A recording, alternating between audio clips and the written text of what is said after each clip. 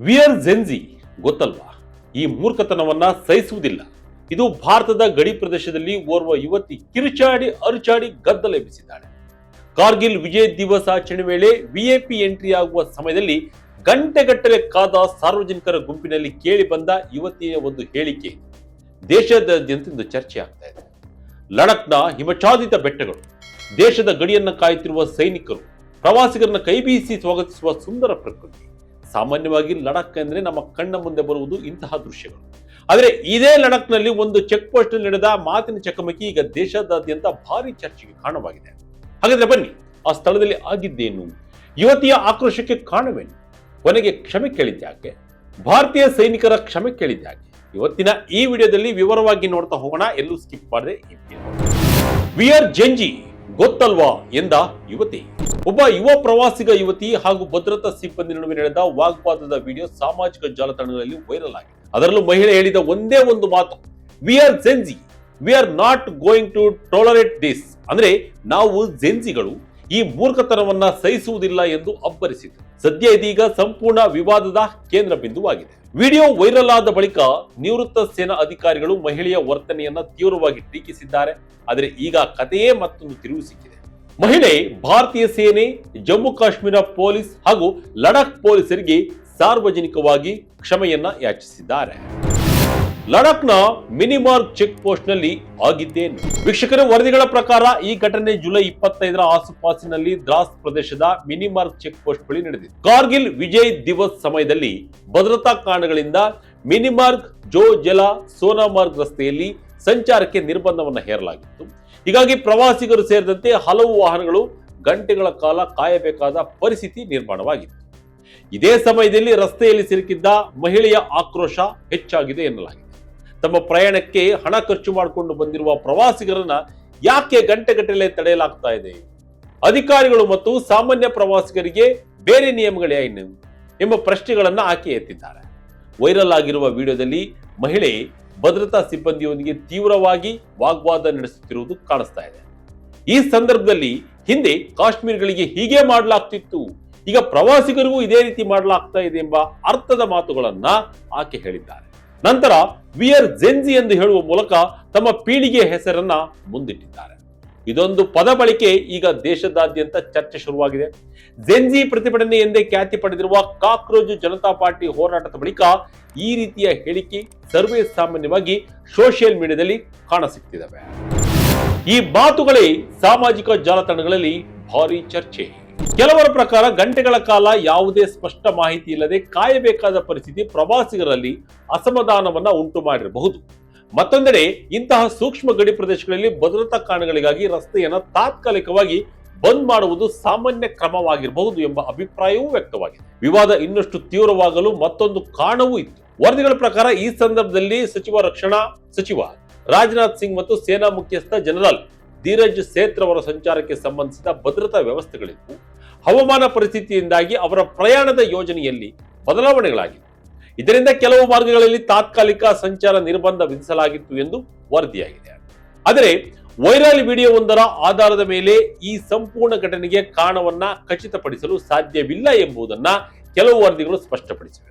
ಈ ಮಧ್ಯೆ ಮಹಿಳೆ ಚೆಕ್ ಪೋಸ್ಟ್ ನಲ್ಲಿ ಧರಣಿಯಂತೆಯೇ ಕುಳಿತಿದ್ದು ಸೇನಾ ವಾಹನಗಳ ಸಂಚಾರಕ್ಕೂ ಅಡ್ಡಿಯಾಯಿತು ಎಂದು ವರದಿಯಾಗಿದೆ. ನಂತರ ಜಿಲ್ಲಾಡಳಿತದ ಅಧಿಕಾರಿಗಳು ಮಧ್ಯಪ್ರವೇಶ ಮಾಡಿ ಪರಿಸ್ಥಿತಿಯನ್ನ ನಿಯಂತ್ರಿಸಿದರು ಎನ್ನಲಾಗಿದೆ. ಆದರೆ ವಿಡಿಯೋ ಸಾಮಾಜಿಕ ಜಾಲತಾಣಗಳಲ್ಲಿ ಹರಿದಾಡುತ್ತಿದ್ದಂತೆ ವಿವಾದ ಕೇವಲ ಪ್ರವಾಸಿಗರು ಮತ್ತು ಭದ್ರತಾ ಸಿಬ್ಬಂದಿ ನಡುವಿನ ವಾಗ್ವಾದವಾಗಿ ಉಳಿಯಲಿದೆ. ನಿವೃತ್ತ ಸೇನಾ ಅಧಿಕಾರಿಗಳಿಂದ ಯುವತಿಗೆ ಪ್ರಶ್ನೆ. ಈ ಘಟನೆಯ ಸಂಬಂಧ ಹಲವಾರು ಸೇನಾ ಅಧಿಕಾರಿಗಳು ರಿಯಾಕ್ಷನ್ ಮಾಡಿದ್ದು ಚರ್ಚೆ ಆಗ್ತಾ ಇದೆ. ಅದರಲ್ಲಿ ಲೆಫ್ಟಿನೆಂಟ್ ಜನರಲ್ ದೇವೇಂದ್ರ ಪ್ರತಾಪ್ ಪಾಂಡೆ ನಿವೃತ್ತರು ಮಹಿಳೆಯ ಹೆಸರನ್ನ ನೇರವಾಗಿ ಉಲ್ಲೇಖಿಸದೆ ಮಿನಿಮಾರ್ಗ್ ಚೆಕ್ ಪೋಸ್ಟ್ ನಲ್ಲಿನ ಆಕೆಯ ವರ್ತನೆಯಿಂದ ಹಾನಿ ಉಂಟಾಗಿದೆ ಎಂದು ಟೀಕಿಸಿದ್ದಾರೆ.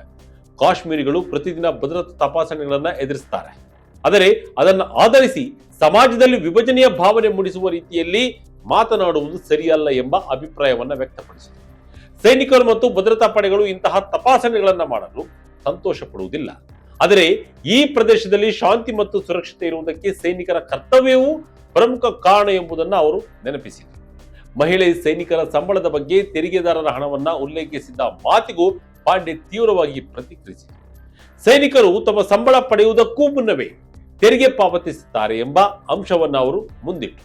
ಸಿಎಚ್ನಂತಹ ಅತ್ಯಂತ ಕಠಿಣ ಪ್ರದೇಶದಲ್ಲಿ 1 ತಿಂಗಳು ಸೇವೆಯನ್ನ ಸಲ್ಲಿಸುವ ಅನುಭವವನ್ನು ಪಡೆದರೆ ಮಾತ್ರ ಸೈನಿಕರ ಬದುಕಿನ ಕಷ್ಟವನ್ನ ಅರ್ಥ ಮಾಡಿಕೊಳ್ಳಲು ಸಾಧ್ಯವಾಗಬಹುದು ಎಂಬ ವ್ಯಂಗ್ಯಾತ್ಮಕ ಮಾತನ್ನ ಅವರು ಹೇಳಿದ್ದಾರೆ. ಅಷ್ಟೇ ಅಲ್ಲ, ಮಹಿಳೆ ತನ್ನ ಮಾತುಗಳಲ್ಲಿ ಇಡೀ ಜೆನ್ಜಿ ಪೀಳಿಗೆಯನ್ನೇ ಪ್ರತಿನಿಧಿಸುವಂತೆ ತೋರಿಕೊಂಡಿರುವುದಕ್ಕೂ ಅವರು ಆಕ್ಷೇಪವನ್ನು ವ್ಯಕ್ತಪಡಿಸಿದರು. ತಮ್ಮ ವೈಯಕ್ತಿಕ ಅನುಭವದಲ್ಲಿ ಜೆನ್ಜಿ ಯುವಕರು ಸಹನೆ, ಗೌರವ ಮತ್ತು ವಿನಯದಿಂದ ವರ್ತಿಸುವುದನ್ನು ಕಂಡಿದ್ದೇನೆ. ಒಬ್ಬರ ವರ್ತನೆಯ ಆಧಾರದ ಮೇಲೆ ಇಡೀ ಪೀಳಿಗೆಯನ್ನ ತಪ್ಪಾಗಿ ಚಿತ್ರಿಸಬಾರದು ಎಂಬ ಅರ್ಥದಲ್ಲಿ ಅವರು ಪ್ರತಿಕ್ರಿಯಿಸಿದರು. ಲಡಾಖ್ಗೆ ಸುರಕ್ಷಿತವಾಗಿ ಹೋಗುವುದಕ್ಕೆ ನಮ್ಮ ಸೈನಿಕರೇ ಕಾರಣ. ಜಮ್ಮು ಕಾಶ್ಮೀರದ ಸಿಎಂ ಒಮರ್ ಅಬ್ದುಲ್ಲಾ ಹೇಳಿದ್ದೇನು? ಇನ್ನು ಇನ್ನೋರ್ವ ನಿವೃತ್ತ ಸೇನಾ ಅಧಿಕಾರಿ ಲೆಫ್ಟಿನೆಂಟ್ ಜನರಲ್ ಕನ್ವಲ್ ಜೀತ್ ಸಿಂಗ್ ಧಿಲ್ಲೋನ್ ಕೂಡ ಇದೇ ವಿಚಾರವಾಗಿ ಕಠಿಣವಾಗಿ ಪ್ರತಿಕ್ರಿಯಿಸಿದ್ದಾರೆ. ಸೈನಿಕರು ತಮ್ಮ ಸಂಬಳ ಪಡೆಯುವುದಕ್ಕೂ ಮುನ್ನವೇ ತೆರಿಗೆಯನ್ನ ಪಾವತಿಸುತ್ತಾರೆ. ಪ್ರವಾಸಿಗರು ಲಡಾಖ್ನಂತಹ ಪ್ರದೇಶಗಳಿಗೆ ಸುರಕ್ಷಿತವಾಗಿ ಪ್ರವಾಸ ಹೋಗಲು ಸಾಧ್ಯವಾಗುತ್ತಿರುವುದೇ ಸೈನಿಕರು ಹಗಲು ರಾತ್ರಿ ಗಡಿಯನ್ನ ಕಾಯ್ತಾ ಇರೋದ್ರಿಂದ ಎಂದು ಅವರು ನೆನಪಿಸಿದರು. ಅವರ ಮಾತಿನ ಸಾರ ಒಂದೇ: ಸೈನಿಕರ ಕರ್ತವ್ಯವನ್ನು ಪ್ರಶ್ನಿಸುವ ಮೊದಲು ಆ ಕರ್ತವ್ಯದ ಹಿಂದೆ ಇರುವ ಅಪಾಯ ಮತ್ತು ತ್ಯಾಗವನ್ನ ಅರ್ಥ ಮಾಡಿಕೊಳ್ಳಬೇಕು. ಈ ನಡುವೆ ಜಮ್ಮು ಕಾಶ್ಮೀರದ ಮುಖ್ಯಮಂತ್ರಿ ಒಮರ್ ಅಬ್ದುಲ್ಲಾ ಕೂಡ ವಿಯರ್ ಜೆನ್ಜಿ ಎಂಬ ಹೇಳಿಕೆಯನ್ನ ಉಲ್ಲೇಖಿಸಿ ಪ್ರತಿಕ್ರಿಯಿಸಿದರು. ಜೆನ್ಜಿ ಎಂಬ ಗುರುತನ್ನ ಯಾವುದೇ ಸನ್ನಿವೇಶದಲ್ಲಿ ಅಧಿಕಾರದಂತೆ ಅಥವಾ ಬೆದರಿಕೆಯಂತೆ ಬಳಸುವುದರಿಂದ ಆ ಪೀಳಿಗೆಯ ಬಗ್ಗೆ ಇರುವ ಉತ್ತಮ ಅಭಿಪ್ರಾಯವೇ ಹಾಳಾಗಬಹುದು ಎಂದು ಅವರು ಎಚ್ಚರಿಸಿದರು. ಹೀಗೆ ಒಂದು ಚೆಕ್ ಪೋಸ್ಟ್ ನಲ್ಲಿನ ಕೆಲ ನಿಮಿಷಗಳ ವಾಗ್ವಾದ ಸಾಮಾಜಿಕ ಜಾಲತಾಣಗಳಲ್ಲಿ ದೊಡ್ಡ ಚರ್ಚೆಯಾಗಿ ಮಾರ್ಪಟ್ಟಿದೆ. ಭಾರತೀಯ ಸೇನೆಗೆ ಕ್ಷಮೆಯಾಚಿಸಿದ ಜೆನ್ಜಿ ಯುವತಿ. ಆದರೆ ಈ ಕತೆ ಅಂತ್ಯ ಮಾತ್ರ ಬೇರೆಯದ್ದಾಗಿದೆ. ಭಾರೀ ಟೀಕೆಗಳ ನಡುವೆಯೇ ಯುವತಿ ಕೊನೆಗೆ ಸಾರ್ವಜನಿಕವಾಗಿ ಕ್ಷಮೆಯಾಚಿಸಿದ್ದಾರೆ. ತಾನು ಗಂಟೆಗಳ ಕಾಲ ಕಾಯಬೇಕಾದ ಪರಿಸ್ಥಿತಿಯಿಂದ ಬೇಸರಗೊಂಡು ಕೋಪದ ಭರದಲ್ಲಿ ಈ ಮಾತುಗಳನ್ನು ಬಾಯಿಂದ ಬಂದವು ಎಂದು ಅವರು ಹೇಳಿದ್ದಾರೆ. ಭಾರತೀಯ ಸೇನೆಯನ್ನ ಅವಮಾನಿಸುವ ಉದ್ದೇಶ ತನ್ನದಾಗಿರಲಿಲ್ಲ ಎಂದು ಸ್ಪಷ್ಟಪಡಿಸಿದ್ದಾರೆ. ಜೊತೆಗೆ ಭಾರತೀಯ ಸೇನೆ ಜಮ್ಮು ಕಾಶ್ಮೀರ ಪೊಲೀಸ್ ಮತ್ತು ಲಡಾಖ್ ಪೊಲೀಸರ ಬಳಿ ಕ್ಷಮೆ ಕೇಳಿದ್ದಾರೆ. ತಾನು ಸೇನೆಯನ್ನ ಬಹಳ ಗೌರವಿಸುತ್ತೇನೆ. ಅಂದು ನಡೆದ ಘಟನೆ ಇಷ್ಟೊಂದು ದೊಡ್ಡ ವಿವಾದವಾಗಿ ದೇಶದಾದ್ಯಂತ ಚರ್ಚೆಯಾಗುತ್ತೆ ಎಂದು ಊಹಿಸಿರಲಿಲ್ಲ ಎಂದು ಆಕೆ ಹೇಳಿಕೊಂಡಿದ್ದಾರೆ. ಜೆನ್ಜಿ ಎಂಬ ಪದವು ಯಾವುದೇ ಚಳುವಳಿ ಅಥವಾ ರಾಜಕೀಯ ಹೇಳಿಕೆಯ ಭಾಗವಾಗಿ ಹೇಳಿದ್ದಲ್ಲ, ಆ ಕ್ಷಣದ ಉದ್ವಿಗ್ನತೆಯಲ್ಲಿ ಬಾಯಿಂದ ಬಂದ ಮಾತು ಎಂದು ಅವರು ಸ್ಪಷ್ಟಪಡಿಸಿದ್ದಾರೆ. ಒಟ್ಟಿನಲ್ಲಿ ಈ ಸಂಪೂರ್ಣ ಘಟನೆ ನಮಗೆ ಒಂದು ಪ್ರಶ್ನೆಯನ್ನ ಮುಂದಿಡುತ್ತೆ. ಪ್ರಶ್ನೆ ಕೇಳುವುದೇ ತಪ್ಪೇ? ಖಂಡಿತವಾಗಿಯೂ ಅಲ್ಲ. ಸರ್ಕಾರಿ ವ್ಯವಸ್ಥೆ ಬಗ್ಗೆ, ಭದ್ರತಾ ಕ್ರಮಗಳ ಬಗ್ಗೆ ತಡವಾಗುತ್ತಿರುವುದರ ಬಗ್ಗೆ ನಾಗರಿಕರು ಪ್ರಶ್ನೆಯನ್ನ ಕೇಳಬಹುದು, ತಮ್ಮ ಸಮಸ್ಯೆಯನ್ನ ಅಧಿಕಾರಿಗಳ ಗಮನಕ್ಕೆ ತರಬಹುದು. ಆದರೆ ಪ್ರಶ್ನೆ ಕೇಳುವ ರೀತಿಯೇ ಕೆಲವೊಮ್ಮೆ ಈ ಪ್ರಶ್ನೆಯ ಅರ್ಥವನ್ನ ಬದಲಿಸಿಬಿಡುತ್ತದೆ. ವಿಶೇಷವಾಗಿ ಗಡಿ ಪ್ರದೇಶಗಳಲ್ಲಿ ಪ್ರತಿಯೊಂದು ನಿರ್ಬಂಧದ ಹಿಂದೆ ಒಂದು ಭದ್ರತಾ ಕಾರಣ ಇರಬಹುದು. ಅಲ್ಲಿ ಕರ್ತವ್ಯದಲ್ಲಿರುವ ಸಿಬ್ಬಂದಿಗೆ ಕೆಲವು ಮಾಹಿತಿಗಳನ್ನ ಸಾರ್ವಜನಿಕವಾಗಿ ಬಹಿರಂಗಪಡಿಸುವ ಅವಕಾಶವೂ ಇರದೇ ಇರಬಹುದು. ಅದೇ ಸಮಯದಲ್ಲಿ ಪ್ರವಾಸಿಗರಿಗೆ ಗಂಟೆಗಳ ಕಾಲ ಕಾಯಬೇಕಾದ್ರೆ ಅವರಿಗೆ ಸೂಕ್ತ ಮಾಹಿತಿ ನೀಡುವುದು, ಮೂಲಭೂತ ಸೌಲಭ್ಯಗಳನ್ನ ಕಲ್ಪಿಸುವುದು ಮತ್ತು ಪರಿಸ್ಥಿತಿಯನ್ನು ಸ್ಪಷ್ಟವಾಗಿ ವಿವರಿಸುವುದು ಕೂಡ ಆಡಳಿತದ ಜವಾಬ್ದಾರಿಯೇ. ಒಂದು ಕ್ಷಣ ಕೋಪ, ಒಂದು ವಿಡಿಯೋ, ಒಂದು ಮಾತು ಮತ್ತು ಅದರ ಪರಿಣಾಮ ದೇಶದಾದ್ಯಂತ ಚರ್ಚೆ, ಕೊನೆಗೆ ಕ್ಷಮೆಯಾಚನೆಯ ಮೂಲಕ ವಿವಾದಕ್ಕೆ ತೆರೆ ಬಿಡುವ ಪ್ರಯತ್ನವೂ ನಡೆದಿದೆ. ಅದು ದೇಶದ ಭದ್ರತೆಯ ಒಂದು ಭಾಗ. ತಾನು ಪ್ರವಾಸಿಗನಿಗೆ ಅದು ಕೇವಲ ಒಂದು ರಸ್ತೆಯಲ್ಲ, ಅದು ದೇಶದ ಗಡಿ ಪ್ರದೇಶದ ವಾಸ್ತವತೆಯನ್ನ ಅರ್ಥ ಮಾಡಿಕೊಳ್ಳುವ ಒಂದು ಅವಕಾಶ. ಈ ದಿನ ಲಡಾಖ್ನಲ್ಲಿ ನಡೆದ ವಾಗ್ವಾದ ಮುಗಿದಿರಬಹುದು, ಕ್ಷಮೆಯಾಚನೆಗೂ ನಡೆದಿದೆ. ಆದರೆ ಒಂದು ಮಾತು ವೈರಲ್ ಆದಾಗ ಅದರ ಪರಿಣಾಮ ಎಷ್ಟು ದೂರ ಹೋಗಬಹುದು ಎಂಬುದಕ್ಕೆ ಈ ಘಟನೆ ಮತ್ತೊಂದು ಉದಾಹರಣೆಯಾಗಿ ಉಳಿದಿದೆ. ಎಸ್ ವೀಕ್ಷಕರೇ, ಈ ಘಟನೆ ಕುರಿತು ನಿಮ್ಮ ಅನಿಸಿಕೆ, ಅಭಿಪ್ರಾಯವನ್ನ ಕಮೆಂಟ್ ಮೂಲಕ ತಿಳಿಸಿ.